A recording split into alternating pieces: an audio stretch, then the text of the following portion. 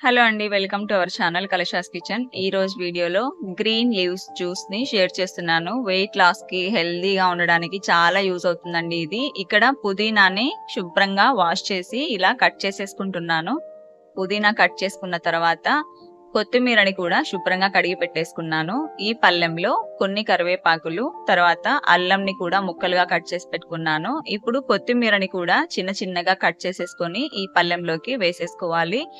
ఈ juice number 1 green leaves juice అండి. చాలా అంటే చాలా మంచిది హెల్త్ కి. టేస్ట్ కూడా బాగుంటుంది. ఇక్కడ ఒక కీరాని కూడా వాష్ చేసేసుకొని 4 భాగాలుగా కట్ చేసుకొని ఇలా చిన్న చిన్న పీసెస్ లాగా కట్ చేసేసుకొని ఇది కూడా పళ్ళెంలోకి యాడ్ చేసేసుకుంటున్నాను. మనం గ్రైండ్ చేసుకునేటప్పుడు అందులో ఏం యాడ్ చేసుకోవాలనేది కూడా నేను చూపిస్తాను. ఇలా అన్నింటినీ కట్ చేసుకొని పక్కన పెట్టుకున్న తర్వాత ఒక మిక్సర్ జార్ తీసుకొని అందులోకి కట్ చేసి పెట్టుకున్నవి అన్నింటినీ వేసేసుకొని ఇందులోకి టేస్ట్ కోసం జీలకర్రని కూడా యాడ్ చేసుకోండి. జీలకర్ర మంచి ఫ్లేవర్ అన్నమాట.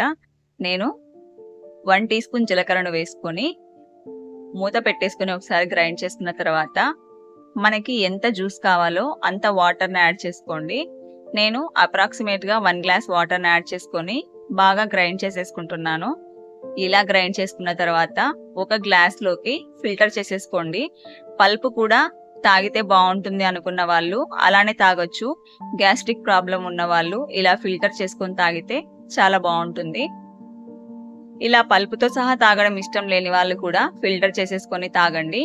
ఎలా తాగినా టేస్ట్ బాగుంటుందండి.